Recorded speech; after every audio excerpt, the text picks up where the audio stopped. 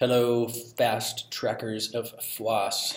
I hope you guys are having a good day. These are some don'ts that you should not do on your talent resume, your film, TV resume. These are things, again, not to do, okay? People ask me about random things all the time, or I see random things on people's resume, and I'm like, why are they doing that? Don't do that. A common question and something I have seen before is please do not use a paper clip to clip your headshot to your resume. That just doesn't make sense. I've seen them clipped at the top and the bottom that way, and they just look tacky, and they are going to separate at some point, and they won't know what headshot goes with what resume, and they don't care at that point. And I can tell you, if you walk into an audition and you've got your stuff clipped together with paper clips, they're just going to go, what in the world? What's wrong with this person? So don't do that. Don't use paper clips. It's always staples, staples, staples, staples, and staple your headshot to your resume at the top and the bottom or in the four corners. It's best to verify that with your agent. If you're trying to get an agent, just staple at the top and the bottom, back to back. That's going to be fine. If they're asking for hard copies of your information and you're snail mailing that stuff in. Obviously, if you're emailing this stuff into them, it doesn't matter because, well, it just doesn't. So, okay, staples, top and the bottom, no paper clips. Another thing is do not write something absurd like experienced actor under your name when you don't have any professional credits. I wouldn't write that. Anyway, unless you're George Clooney or Julia Roberts or somebody, don't write experienced actor. You don't have to put anything like that on your resume. It doesn't matter. They can see whether or not you're experienced by looking at your credits, and they'll know immediately as soon as they hear you open your mouth whether or not you have any experience or not. Another thing, do not put a picture of yourself on your resume. I'm not talking about the headshot that's attached to the resume. I'm talking about, a cute little picture of yourself up in the corner by your name. Don't do that.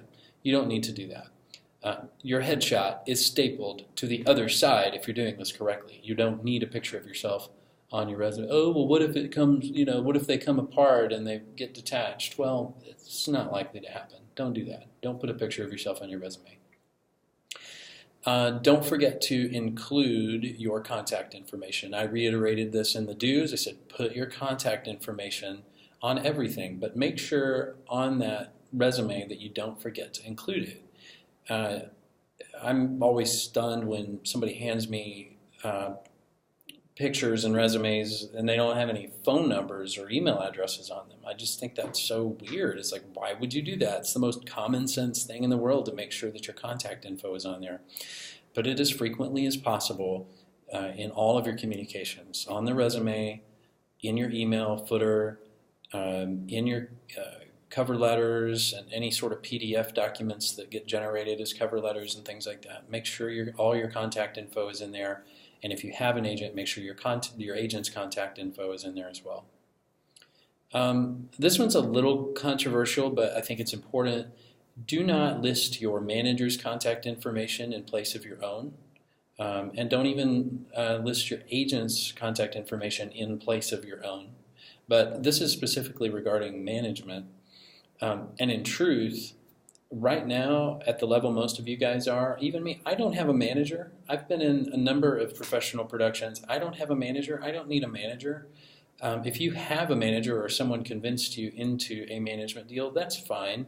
Ride that thing out, but it's very unlikely that you really need a manager. You just need a good agent, and you need some get up and go and some wherewithal to do the self-management that is absolutely just going to be necessary on a daily basis.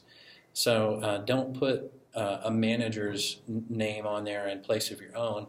It is possible in certain instances that a casting director might not like that person.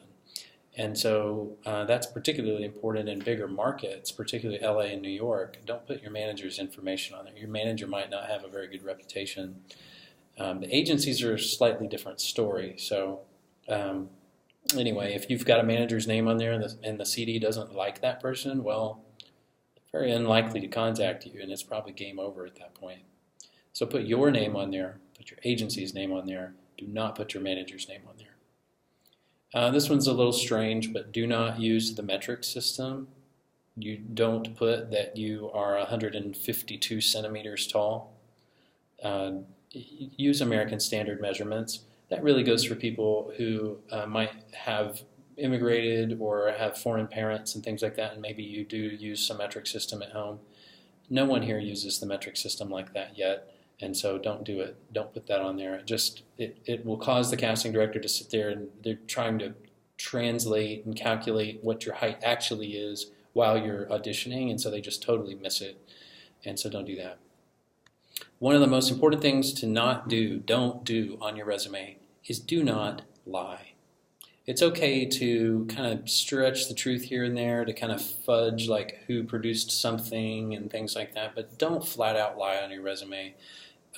If you've claimed that you booked like a guest starring role on NCIS, it stands to reason that you would have footage on your demo reel from that particular show.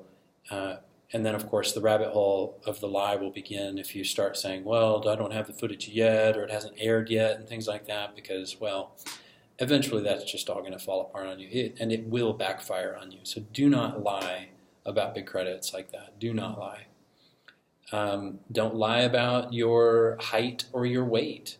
If you're a little overweight right now, like me, I'm 10 pounds heavier than I've ever been in my life because I've been editing a movie for a year. If you're a little heavier than you have been, that's okay. Own it. Change it. Put it on your resume if you're 10 pounds heavier. If you're a lot heavier than you normally are, it's okay. Own it. Go for the overweight role. It's okay. Get through the audition and then go on a diet with a clear conscience. You know, come on now. And then don't be general about your special skills. We talked about this in the do's video. Don't be general about your special skills. Be specific. And, you know, growing a beard is not a skill, but growing a full beard in less than a week is indeed a special skill. So, you know, kind of use your best judgment, and when in doubt, ask some people for some feedback and bring those things to us. We'll be happy to assist, give you some advice on those things. So, and in general, finally, a simple, honest resume is always the best way to go. You guys have a good day. See you later.